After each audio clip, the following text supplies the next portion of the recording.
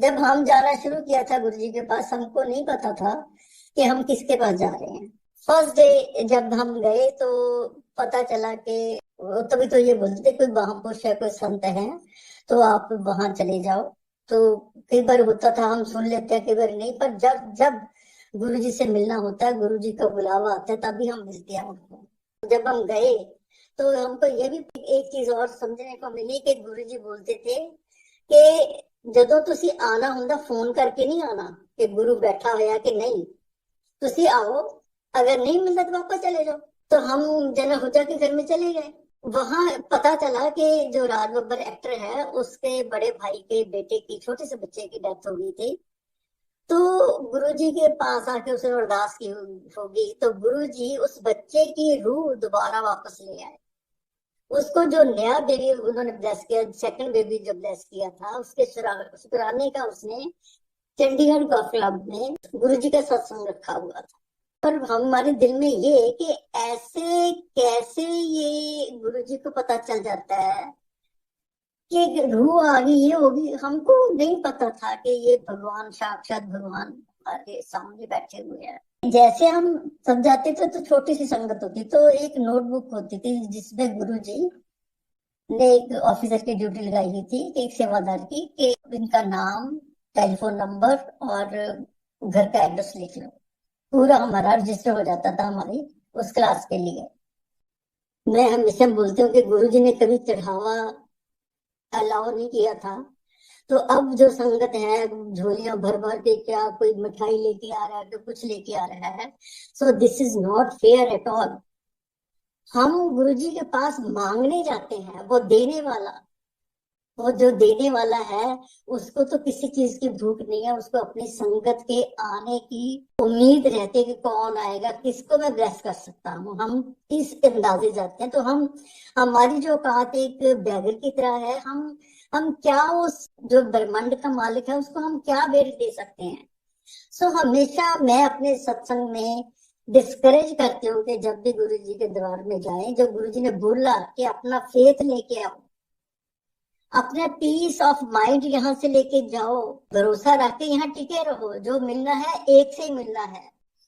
तो सब जगह घूम के देख लो, वो एक ही है। अपने आप में तो उन्होंने नहीं बताया कि मैं कौन हूँ, और ना हमको समझने दिया। जैसे गुरुजी बोलते थे कि जब भी संगत में आओ तो अपनी जो अकल है जुतियों के साथ बाहर रिमूव करके आओ। ये मतलब था कि जब अंदर अपना खाली दिमाग लेके आओगे, सब ऐसी चतराइयां इथे आके गुरु जी दरबार पे आके किसी किस्म की कोई चालाकी, कोई क्लेवरनेस कुछ नहीं चलता, कोई चढ़ावा कुछ नहीं। जो ਤੁਹਾਨੂੰ ਮਿਲਣਾ ਇੱਕ ਥਾਂ ਤੋਂ ਹੀ ਮਿਲਣਾ, ਹਰ ਥਾਂ ਤੇ ਝੋਲੀ ਨਾ ਫੈਲਾਈ ਫਿਰੋ। ਇੱਕ ਥਾਂ ਤੇ ਟਿਕੋਗੇ, ਸ਼ਬਦ ਸੁਣੋਗੇ ਬੈਠ ਕੇ, ਉੱਥੇ ਤੁਹਾਨੂੰ ਸਵਾਲਾਂ ਦੇ ਜਵਾਬ ਮਿਲਣਗੇ। Guru ji use to say ਕਿ ਮੇਰੇ ਨਾਲ ਡਾਇਰੈਕਟ ਕਨੈਕਸ਼ਨ ਬਣਾਓ। ਡਾਇਰੈਕਟ ਕਨੈਕਸ਼ਨ ਮੀਨਸ ਉਹਨਾਂ ਨੇ ਆਪਣੀਆਂ ਫੋਟੋਆਂ ਸਾਨੂੰ ਦੇਣੀਆਂ, ਜੋ ਉਸ ਵੇਲੇ ਅਸੀਂ ਬੋਲਦੇ, ਹੁਣ ਅਸੀਂ ਸਰੂਪ ਕਹਿੰਦੇ ਆ, ਸਾਨੂੰ ਬਲੈਸ ਕਰ ਕਰਕੇ ਉਹਦੇ ਪਿੱਛੇ ਡੇਟ ਵੀ ਪਾ ਦਿੰਦੇ ਸੀ, ਬਲੈਸਿੰਗ ਆਲਵੇਜ਼ ਲਿਖ ਦਿੰਦੇ ਸੀ, ਕੁਛ ਨਾ ਕੁਛ ਲਿਖ ਕੇ ਸਾਨੂੰ ਆਪਣੇ ਸਰੂਪ ਦਿੰਦੇ ਸੀ, ਸਿਰਫ ਇਹ ਦਿਖਾਉਣ ਵਾਸਤੇ ਕਿ ਮੇਰੀ ਫੋਟੋ ਨਹੀਂ ਹੈ ਇਹ, ਸਿਰਫ ਕਿ ਮੈਂ ਸਾਖਸ਼ਾਤ ਤੁਹਾਡੇ ਨਾਲ ਹਾਂ, ਕਿਉਂਕਿ ਮੈਂ, ਮੇਰੀ ਜਗ੍ਹਾ ਤੁਹਾਡੇ ਦਿਲਾਂ ਵਿੱਚ ਹੈ, ਮੈਂ ਕਿਤੇ ਬਾਹਰ ਨਹੀਂ। गुरु जी ने उस ਵੇਲੇ मुट्ठी भर संगत, hardly 40-50 people we used to go there, ਔਰ ਉਹਨਾਂ ਵਿੱਚੋਂ ਵੀ ਇਸ ਤਰ੍ਹਾਂ ਹੁੰਦੇ ਸੀਗੇ ਕਿ ਜਿਹੜੇ ਕੰਮ ਬਣ ਜਾਂਦੇ ਛੱਡ ਦਿੱਤੇ ਸੀ, ਤੇ ਗੁਰੂ ਜੀ ਨੇ ਉਹਨਾਂ ਦਾ ਕਲਿਆਣ ਕਰਨਾ ਹੁੰਦਾ ਸੀ, ਉਹ ਉਨੀ ਦੇਰ ਰਹਿ ਕੇ ਆਪਣਾ ਕਰਵਾ ਕੇ ਚਲੇ ਜਾਂਦੇ ਸੀ। ਸੋ ਗੁਰੂ ਜੀ ਦੇ ਦਰ ਤੇ ਜੋ ਆ ਗਿਆ ਉਸ ਦਾ ਭਲਾ, ਜੋ ਨਾ ਆ ਸਕੇ ਉਸ ਦਾ ਵੀ ਭਲਾ। ਸੋ ਗੁਰੂ ਜੀ ਦੇ ਦਰਬਾਰ ਤੇ ਜੋ ਕੁਝ ਅਸੀਂ ਜਦੋਂ ਵੀ ਆਉਂਦੇ ਹਾਂ, ਜੋ ਸਾਨੂੰ ਮਿਲਦਾ ਹੈ, ਇਹ ਗੁਰੂ ਜੀ ਦਾ ਜੋ ਦਰਬਾਰ ਹੈ, ਇਹ ਸੱਚਖੰਡ ਦੇ ਦਰਸ਼ਨ ਸਾਨੂੰ ਗੁਰੂ ਜੀ ਨੇ ਕਰਵਾਏ। ਜਿੰਨਾ ਅਸੀਂ ਧਿਆਨ ਨਾਲ ਗੁਰੂ ਜੀ ਦੇ ਸ਼ਬਦਾਂ ਨੂੰ ਸੁਣਾਂਗੇ, ਗੁਰੂ ਜੀ ਦੇ ਉਨੀਆਂ ਹੀ ਬਲੈਸਿੰਗ ਔਰ ਸਾਡੇ ਜੋ ਸਵਾਲਾਂ ਦੇ ਆਨਸਰ ਨੇ, ਸਾਨੂੰ ਜੋ ਮਨ 'ਚ ਡਾਊਟ ਨੇ, ਸ਼ੱਕ ਨੇ, ਸਾਨੂੰ ਮਿਲਦੇ ਰਹਿਣਗੇ। ਸੋ ਜਦੋਂ ਗੁਰੂ ਜੀ ਨੇ ਸਾਨੂੰ ਕਿਹਾ ਕਿ ਡਾਇਰੈਕਟ ਕਨੈਕਸ਼ਨ, ਫੋਟੋਆਂ ਸਾਨੂੰ ਦਿੱਤੀਆਂ, ਇਹਦਾ ਮਤਲਬ ਇਹ ਨਹੀਂ ਸੀਗਾ ਕਿ ਇੱਕ ਫੋਟੋ ਮਿਲ ਗਈ ਤੇ ਗੁਰੂ ਜੀ ਨੂੰ ਮਤਲਬ ਕਿ ਇਹਨਾਂ ਨੂੰ ਭੋਗ ਵੀ ਲਗਾ ਦਈਏ, ਇਹਨਾਂ ਨੂੰ ਚਾਹ ਪ੍ਰਸ਼ਾਦ ਤੱਕ ਰੱਖ ਕੇ ਅਸੀਂ ਇਹ ਕਰਦੇ, ਬਲਕਿ ਗੁਰੂ ਜੀ ਨੇ ਇਹ ਨਹੀਂ ਕਿਹਾ ਕਿ ਨਾਲ ਲਓ, ਜੇ ਤੁਹਾਡਾ ਦਿਲ ਕਰਦਾ ਹੈ ਕਰੋ, ਪਰ ਇੱਥੇ ਤੱਕ ਨਹੀਂ। ਉਹ ਕਹਿੰਦੇ ਜਦੋਂ ਗੱਲਾਂ ਕਰਨੀਆਂ ਨੇ ਤਾਂ ਮੇਰੇ ਨਾਲ ਤੁਸੀਂ, ਜਦੋਂ ਤੁਸੀਂ ਉਦਾਸ ਹੋਵੋ, ਜਦੋਂ ਤੁਹਾਡਾ ਦਿਲ ਨਾ ਲੱਗੇ, ਤਾਂ ਕਹਿੰਦੇ ਮੇਰੇ ਨਾਲ ਗੱਲਾਂ ਕਰੋ। ਗੱਲਾਂ ਕਰਨ ਤੋਂ ਨਹੀਂ ਕਿ ਗੁਰੂ ਜੀ ਸਾਹਮਣੇ ਬੈਠ ਕੇ ਅਸੀਂ ਗੱਲਾਂ ਹੀ ਕਰਨੀਆਂ ਨੇ ਕਿ ਸਾਡੇ ਗੁਰੂ ਜੀ ਇੱਥੋਂ ਸਾਡਾ ਕੇਸ ਹੈ ਉਲਝ ਗਿਆ, ਸਾਡਾ ਇਹ ਕਰ ਦਿਓ। ਗੁਰੂ ਜੀ ਸਾਨੂੰ ਉੱਥੇ ਨਹੀਂ, ਸਾਨੂੰ ਉਧਰ, ਉਹਨੇ ਸਾਨੂੰ ਇਹ ਕਹਿਤਾ। ਜੋ ਗੱਲਾਂ ਨੇ ਗੁਰੂ ਜੀ ਦੇ ਨਾਲ ਅਸੀਂ ਕਰਨੀਆਂ ਨੇ, ਗੁਰੂ ਜੀ ਕਹਿੰਦੇ ਨੇ ਕਿ ਉਸ ਵੇਲੇ ਜਿਹੜੀਆਂ ਗੱਲਾਂ ਕਰਨੀਆਂ ਨੇ ਉਹ ਦੇਖਦਾ, ਸੁਣਦਾ, ਬੋਲਦਾ। ਤੇ ਇਸ ਕਰਕੇ ਜੋ ਇਹ ਫੋਟੋ ਸਾਨੂੰ ਦਿੱਤੀ ਗਈ, ਗੁਰੂ ਜੀ ਨੇ ਸਾਨੂੰ ਦਿੱਤੀ ਹੈ, ਉਹ ਕਹਿੰਦੇ ਜਦੋਂ ਤੁਸੀਂ ਉਦਾਸ ਹੋ ਜਾਏ ਮੇਰੀ ਫੋਟੋ ਨਾਲ ਗੱਲਾਂ ਕਰੋ। ਹੁਣ ਗੱਲਾਂ ਇਹ ਤਾਂ ਹੈ ਨਹੀਂ ਕਿ ਅਸੀਂ ਊਟ ਪਟਾਂਗ ਗੱਲਾਂ ਕਰਨੀਆਂ ਨੇ, ਉਹ ਗੱਲਾਂ ਕਰਨੀਆਂ ਨੇ ਕਿ ਸ਼ਬਦ ਜੋ ਗੁਰੂ ਜੀ ਦੇ ਬੋਲੇ ਹੋਏ ਨੇ ਉਹਨਾਂ ਨੂੰ ਅਸੀਂ ਬੈਠ ਕੇ ਸੁਣੀਏ। ਇਹ ਫੋਟੋ ਦਾ ਮਤਲਬ ਇਹ ਸੀ ਕਿ ਨਾ ਅਸੀਂ ਹੁਣ ਗੁਰੂ ਜੀ ਨੂੰ ਚਾਹ ਪ੍ਰਸ਼ਾਦ ਦਾ ਭੋਗ ਲਗਾ ਦਈਏ, ਜਾਂ ਅਸੀਂ ਉਹਨਾਂ ਨੂੰ ਲੰਚ ਕਰਾ ਦਈਏ, ਜਾਂ ਉਹਨੂੰ ਡਿਨਰ ਕਰਾ ਦਈਏ, ਇਹਨਾਂ ਵਿੱਚ ਵਿਸ਼ਵਾਸ ਜ਼ਿਆਦਾ ਨਹੀਂ।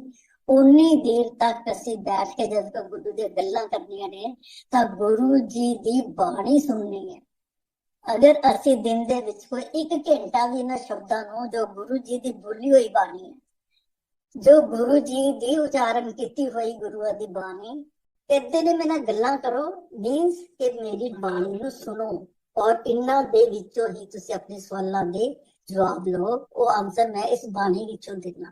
ਬਿਕੋਜ਼ ਗੁਰੂ ਜੀ ਨੇ ਇੱਕ ਚੀਜ਼ ਜੋ ਸਾਨੂੰ ਦੱਸੀ, ਉਹਦੇ ਵਿੱਚ ਹਰ ਚੀਜ਼ ਦੇ ਵਿੱਚ ਇੱਕ ਲੈਸਨ ਛੁਪਿਆ ਹੋਇਆ ਸੀ, ਜੋ ਸਾਨੂੰ ਉਸ ਵੇਲੇ ਤਾਂ ਨਹੀਂ ਦਿਮਾਗ ਤੋਂ ਉੱਤੋਂ ਲੰਘ ਗਈਆਂ, ਪਰ ਹੁਣ ਸਾਨੂੰ ਸਮਝ ਆ ਰਹੀ ਹੈ ਜਦੋਂ ਅੱਜ ਦੀ ਸੰਗਤ ਜੁੜ ਕੇ ਕੋਈ ਨਾ ਕੋਈ ਚੀਜ਼ ਐਸੀ ਬੋਲ ਜਾਂਦੇ ਹੈ।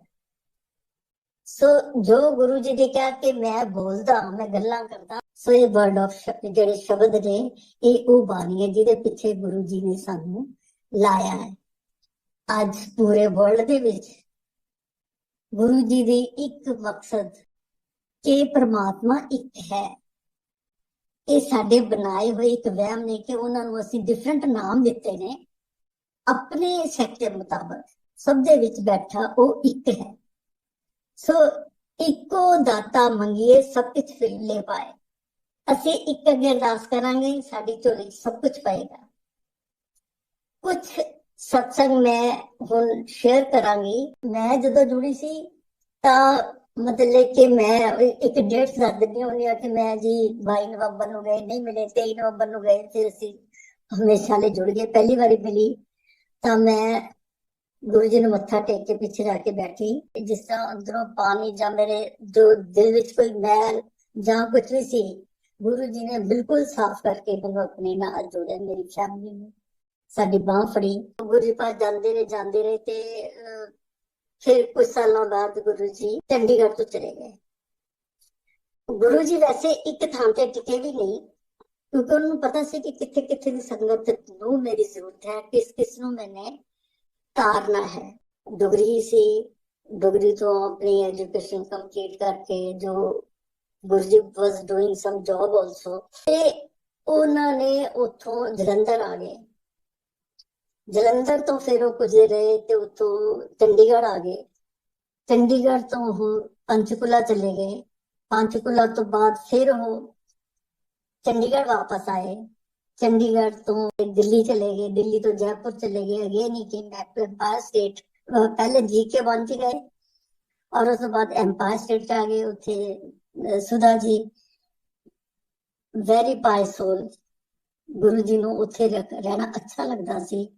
ਉਸ ਦੇ ਵਿੱਚ ਕੋਈ ਐਸੀ ਚੀਜ਼ ਹੋਣੀ ਹੈ ਜੋ ਗੁਰੂ ਜੀ ਨਜ਼ਰ ਆਉਂਦੀ ਸੀ, ਸਾਨੂੰ ਸਭ ਨੂੰ ਨਹੀਂ ਸੀ ਨਜ਼ਰ ਆਉਂਦੀ। ਉੱਥੇ ਫਿਰ ਗੁਰੂ ਜੀ ਨੇ ਬੜੇ ਮੰਦਿਰ ਵੀ ਬਣਾਏ।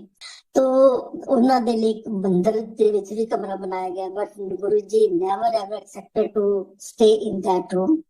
ਔਰ ਉਹ ਰਹੇ ਸਿਰਫ ਸੁਧਾ ਜੀ ਦੇ ਘਰ ਐਮਪਾਇਰ ਸਟੇਟ, ਜਿਹਨੂੰ ਅਸੀਂ ਅੱਜ ਕੱਲ੍ਹ ਛੋਟਾ ਮੰਦਿਰ ਕਹਿੰਦੇ ਹਾਂ।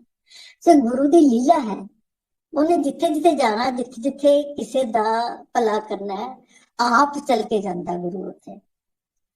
ਸੋ ਜਦੋਂ ਗੁਰੂ ਜੀ ਚੰਡੀਗੜ੍ਹ ਤੋਂ ਚਲੇ ਗਏ ਤਾਂ 2 ਸਾਲ ਪਤਾ ਹੀ ਨਹੀਂ ਲੱਗਿਆ ਸਾਨੂੰ तो वन डे ਮੈਨੂੰ ਬੜੀ ਬੇਚੈਨੀ ਲੱਗੀ ਕਿ ਗੁਰੂ ਜੀ ਦਾ ਪਤਾ ਕਰੀਏ ਕਿੱਥੇ ਦੇ। ਆਈ ਵਾਸ ਟੋਲਡ ਕਿ ਹੀ ਇਜ਼ ਇਨ ਐਮਪਾਇਰ ਸਟੇਟ। ਅਸੀਂ ਦਿੱਲੀ ਜਾਂਦੇ ਸੀ ਬਿਕਾਜ਼ ਵੀ ਵਰ ਪੋਸਟਡ ਇਨ Meerut also before meeting Guru ji.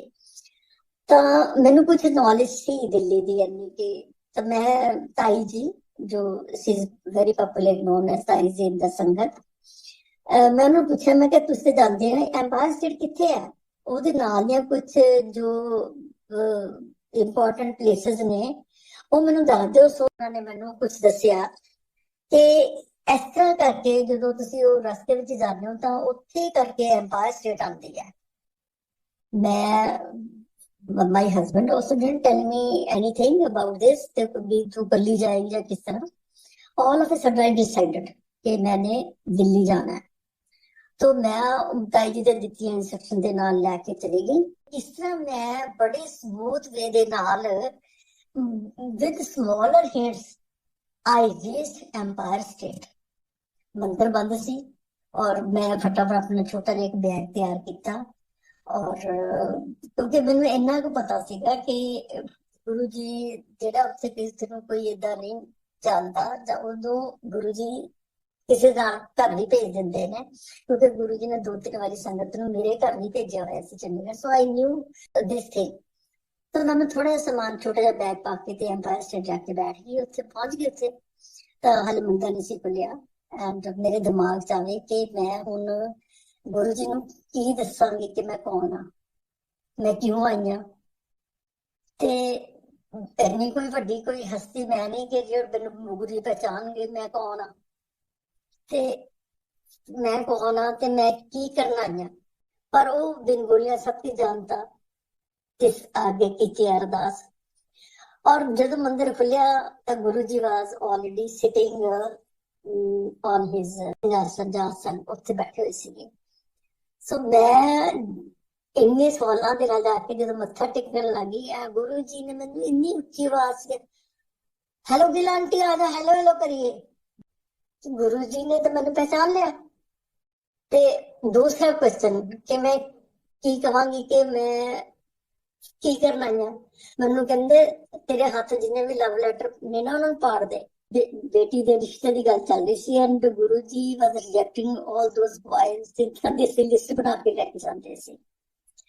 और ਉੱਥੇ ਜਾ ਕੇ ਬੈਠ ਕੇ ਸ਼ਬਦ ਚੱਲਦੇ ਰਹੇ ਔਰ ਸਭ ਸ਼ਬਦਾਂ ਤੋਂ ਬਾਅਦ ਸੰਗਤ ਨੇ ਇਜਾਜ਼ਤ ਲੈ ਕੇ ਜਾਣੀ ਸ਼ੁਰੂ ਕਰ ਦਿੱਤੀ। Now the third question in my mind was ਕਿ ਮੈਂ ਗੁਰੂ ਜੀ ਨੂੰ ਕਿਸ ਤਰ੍ਹਾਂ ਕਹਾਂਗੀ ਕਿ ਮੈਂ ਤਾਂ ਕਿਸੇ ਨੂੰ ਇੱਥੇ ਜਾਣਦੀ ਵੀ ਨਹੀਂ ਹੈਗੀ ਤੇ ਮਾਈ ਡਾਟਰ ਵਾਸ ਸਟੇਇੰਗ ਐਸ ਪੀਜੀ ਇਨ ਚਿਤਰੰਜਨ ਪਾਰਕ ਤੇ ਥੋੜੇ ਜਿਹੇ hardly 7-8 people were left there. That Guruji was seeing my condition at that time. He was reading this. ਮੈਨੂੰ ਹੁਣ ਕੀ ਪਤਾ ਕਿ ਗੁਰੂ ਜੀ ਕੌਣ ਨੇ, ਕਿਸ ਤਰ੍ਹਾਂ ਮੈਨੂੰ ਸਮਝ ਲਾ ਰਹੇ ਨੇ। ਔਰ ਉਸ ਤੋਂ ਬਾਅਦ ਗੁਰੂ ਜੀ ਨੇ ਇੱਕ ਲੇਡੀ ਨੂੰ ਆਵਾਜ਼ ਦਿੱਤੀ ਕਿ ਆਂਟੀ ਪੋਤਾ ਲੈਣਾ ਨਾ ਗਿੱਲ ਆਂਟੀ ਨੂੰ ਆਪਣੇ ਘਰ ਲੈ ਜਾ। ਮੈਂ ਖੁਸ਼ ਹੈ ਕਿ ਮੇਰਾ ਕੰਮ ਬਣ ਗਿਆ। ਗੁਰੂ ਜੀ ਨੇ ਮੇਰੇ ਮਨ ਦੀ ਗੱਲ ਸੁਣ ਕੇ ਮੈਨੂੰ ਕਿਸੇ ਦੇ ਘਰ ਭੇਜ ਰਹੇ ਨੇ। ਤੇ ਜਦੋਂ ਅਸੀਂ ਉਹਨਾਂ ਦੇ ਘਰ ਵੀ ਉਹਨਾਂ ਨੇ ਬੈਡਰੂਮ ਜਿਹੜੇ ਵਿੱਚ ਮੈਨੂੰ ਦੇਣਾ ਸੀ ਦੇਖਿਆ ਤਾਂ ਉੱਥੇ ਵਿੱਚ ਉਹਨਾਂ ਦੀ ਇੱਕ ਗਰੁੱਪ ਫੋਟੋ ਲੱਗੀ ਹੋਈ ਸੀਗੀ। ਔਰ ਆਪੋਜ਼ਿਟ ਹਾਊਸ ਦੇ ਵਿੱਚ ਇੱਕ ਫੈਮਿਲੀ ਸੀਗੀ, ਉਹਨਾਂ ਦੀ ਨੂੰਹ ਸੀ ਉੱਥੇ।